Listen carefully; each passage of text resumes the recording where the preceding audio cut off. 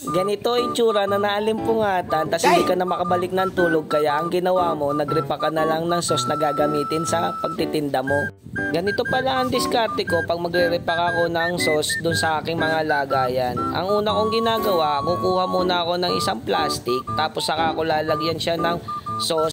Tansyahan lang din ang dami ng lagay ng sauce dun sa may plastic para kung sakaling sosobra o kukulang, konti na lang ang idadagdag mo dun sa lagayan.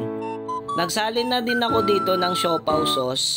Homemade sauce yung ginagawa ko kasi walang kasamang sauce yung binibili kong siopaw. Nagsalin na rin ako dito ng ketchup kahit marami pa yung laman para isa na lang lagayan. Ang brand pala ng ketchup na ginagamit ko ay BBQ. Always remember, lagi mong linisan yung mga lalagyan mo para presentable sa mga customer mo. Ito yung mga na-refillan ko na lagyan na gagamitin natin sa pagtitinda, at nilabas ko na rin yung ibang gamit na gagamitin natin. Alas 3 na ng hapon dito sa amin at nailabas ko na yung mga panindang ititinda natin, at nagkulang ako ng repolyo kaya dito na lang ako maghihiwa sa labas ng repolyo na gagamitin natin sa hotdog bun sandwich. Ganito kanipis lang yung ginagawa kong slice sa repolyo para mas magandang tingnan pagka nilagay mo dun sa hotdog bun sandwich sa overload. Napapakagat labi pa dyan si kuya mo, tingnan mo naman.